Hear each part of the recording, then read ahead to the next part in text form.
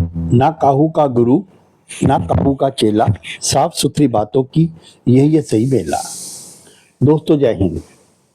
सशक्त आवाज में आप सभी का स्वागत है। मैं हूं सुनील ढांडा।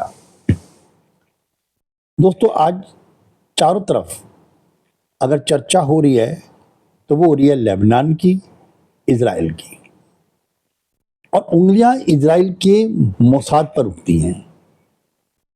आज लेबनान के अंदर जो पेजर फटे, वॉकी टॉकी फटे, लैपटॉप पर असर हुआ, इवन कि सोलर पैनल फटे, उस सब में ये माना जा रहा है कि ये टेक्निक जो है वो इजराइल की है। अब इजराइल ने इस टेक्निक का इस्तेमाल, बिल्कुल ठीक है, उनको पता था कि ये जो पेजर है ये कौन इस्तेमाल कर रहे हैं, आतंकवादी।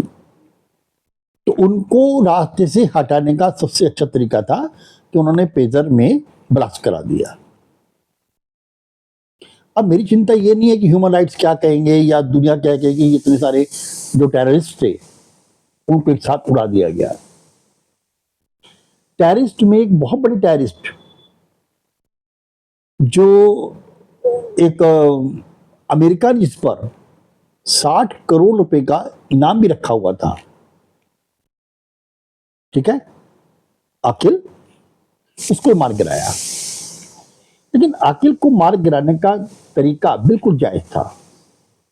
आपने एयर स्ट्राइक किया और जिस बिल्डिंग में वो था या उसके और जो आका थे या जो उसके और सबॉर्डिनेट थे उनको आपने निपटा दिया, बिल्कुल सही तरीका है ये। लेकिन उसमें आम सिविलियन भी नहीं मरा, ठीक है।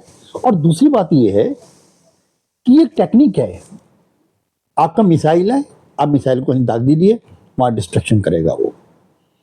आपने हिजबुल्लाह से, यानी जो लेबनान है उसमें हिजबुल्लाह के कुछ ठिकानों को नष्ट कर दिया, जायज है, ठीक है। लेकिन मेरी चिंता इस चीज पर है कि जिस टेक्निक का आपने यूज किया उस टेक्निक को यूज करने में बहुत सारी थ्योरीज आई हैं। कोई थ्योरी कहता है कि लिथियम बैटरी को जो है वो काफी अच्छा टेम्परेचर मिल गया जिससे फटी। अब लिथियम बैटरी एक फटेगी, दो फटेगी, 10 फटेंगी, आज फटेंगी, कुछ कल फटेंगी। ऐसा तो पॉसिबल नहीं है कि एक ही टाइम में 3000 लिथियम बैटरी एक साथ गर्म हो और फट जाए। ऐसा पॉसिबल नहीं है। को तो हमने टेक्निक यूज किया, किस रिमोट कंट्रोल का यूज किया आपने, और वो इतना डिस्ट्रक्शन कर दे, ये भी पॉसिबल नहीं है। यानी आपने कोई ना कोई विस्फोटक उसमें इस्तेमाल किया। और जब इतना कुछ किया तो नेचुरल बात है कि उसमें कुछ फेथफुल पर्सन भी आए होंगे। वो फेथफुल पर्सन आपके लिए कौन से थे? क्या हिजबुल्लाह के थे? आज का दौर जब पानी बिकता है वह ईमान बिकने में कितना टाइम लगता है? कुछ नहीं। अगर आज हिजबुल्लाह की के कुछ साथियों मान लो या वहां लेबनान के कुछ लोगों ने मोसाद का या इजराइल का साथ देकर के और इस टेक्निक का इस्तेमाल करा दिया, तो आप सोचिए हम लोगों का भविष्य कितना खतरनाक होने जा रहा है। क्या इजराइल में ऐसे लोग नहीं बिकते होंगे? क्या उनका ईमान नहीं बिकता होगा? अगर इस टेक्निक को किसी आतंकवादियों का हाथ लग गई तो इमेजिन करिए, एक आम आदमी जिसके रोजमर्रा की जिंदगी का शुभारंभ मोबाइल से ही होता है, वो सबसे पहले आंख खोल के किसी अपने इष्ट देव को याद नहीं करता है, सबसे पहले वो मोबाइल में देखता है कोई मैसेज तो नहीं आया, कोई मिस कॉल तो नहीं है, या आज दुनिया में क्या हो रहा है। आज मोबाइल उनके लिए एक उनका इष्ट देव है, वो पहले उससे रूबरू होता है। और ऐसे में अगर कोई आतंकवादी इन चीजों को भी इस्तेमाल करने लग पड़े, आप याद कीजिए इस समय भारत में था कि जब हम ये कहा जाता था भारत के अंदर हम लोगों को कि जो चीजें आपकी नहीं है, यानी जिसको आप जानते नहीं हैं, जिसको आप पहचानते नहीं हैं उसको मत छुइए। इवन कोई रेडियो पड़ा हो, कोई ब्रीफकेस पड़ा हो, इवन की पेन, एक सिंपल सी बात होती, पेन, खिलौना हो। एक बच्चा एक खिलौने को बहुत ही मतलब कि टट्टी लगा दिखता है और ललचाता है, तो कितना मुश्किल काम था उस बच्चों को दूर रखना कि कोई खिलौना पड़ा हो तो उस पर हाथ ना लगाए।